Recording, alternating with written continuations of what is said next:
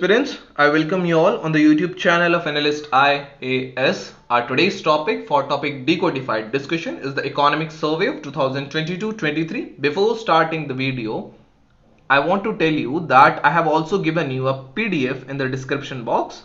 After watching this video, go through it and you'll get to know more about the economic survey because it is in a glance and in a very crisp manner. So we will see why in news, what is economic survey, what are the key highlights of the survey, then we will see Indian economy in a snapshot, then we will see our today's prelims practice question and the mains practice question.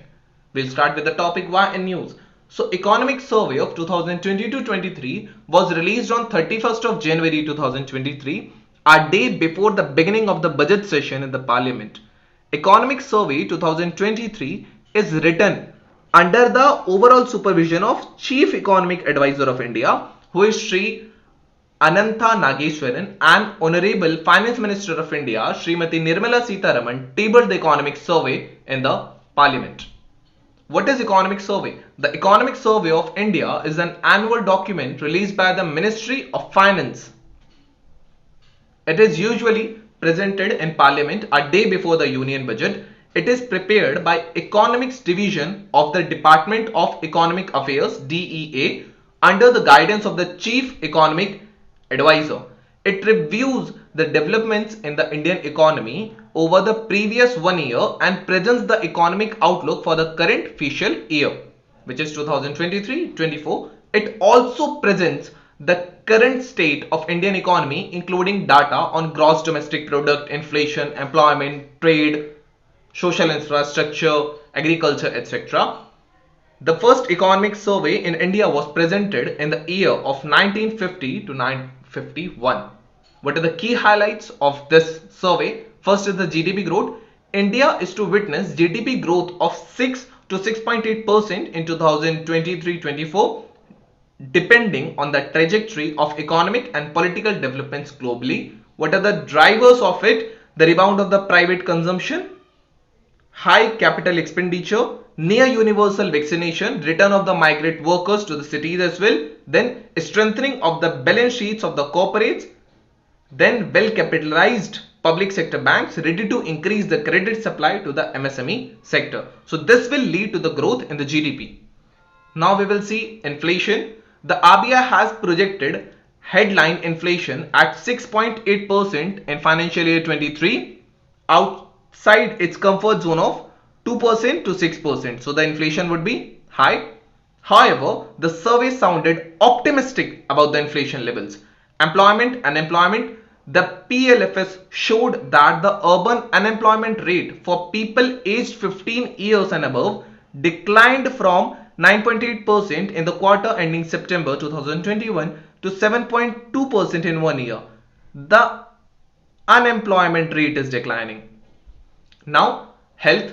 India's budgeted expenditure on the health sector reached 2.1% of the GDP in the financial year 2023 and 2.2% in financial year 2022. The National Health Policy 2017 as well as the 15th Finance Commission recommended 2.5% by 2025. Education. As a share of total GDP, the budgetary allocation for education saw only a minimal gain of 0.1 percentage points from 2.8% to 2.9% during the same 7-year period. Then agriculture. The Indian agriculture sector has been growing at an average annual growth rate of 4.6% during the last 6 years.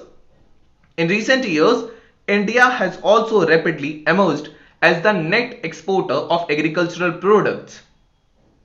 Then services. These are the source of strength. India has been placed among the top 10 service exporting countries in the year 2021. The commercial services exported has increased from 3% in 2015 to 4% in 2021. Industry. The industry not only accounts for 31% of the GDP but also has a significant contribution in generating employment for up to 12.1 crore people in the financial year 2023, directly or indirectly. Then we'll talk about the infrastructure, digital infra. In 2022, over a billion people have unique digital ID documents, more than 80% have bank accounts, and over 600 crore digital payment transactions have been completed on a monthly basis. Then, climate change and environment, preparing to face the future, India declared that the net zero pledge to achieve a net zero emissions goal by 2070. India achieved its target of 40% installed electric capacity from non-fossil fuels ahead of 2030. Then shipbuilding, as of date, more than 130 warships have been constructed at Indian shipyards, and currently 41 of 43 ships and submarines are being constructed at various public and private sector shipyards. I have given you videos about various warships like INS Vagir and Vikramaditya, so you can go through them as well. Now, startups, despite layoffs, the number of direct jobs created by startups rose 36% to around 2.7 lakh last year. The number of startups recognized by the Department for Promotion of Industry and Internal Trade has increased from 452 in 2016 to 84,012 in 2022. It is a very big rise. Now, what about electronics? India is on the right trajectory to reach $300 billion worth of electronics manufacturing and $120 billion in exports by financial year 2026 due to an improvement in manufacturing and export over last 5 years. Now, this is Indian economy in a snapshot. You can see the GDP growth. It is targeted to 6.8% in 2020-24. It is less than the previous year. Then you can see the inflation, the wholesale price index and the consumer price index, they have a gap in between them. Now, what about the services? So the services growth in the services sector, first basically it falled, then it is rising.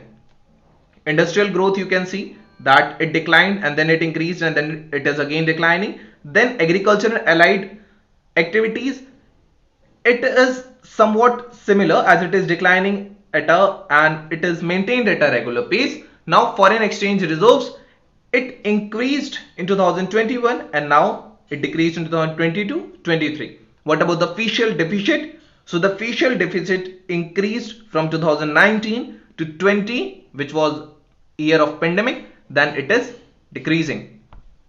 This is about the GDP growth rate. Now we will come to our today's prelims practice question, that with reference to the Indian economy, consider the following statements. First, the rate of growth of the real gross domestic product has steadily increased in the last state. The gross domestic product at market prices has steadily increased in the last decade.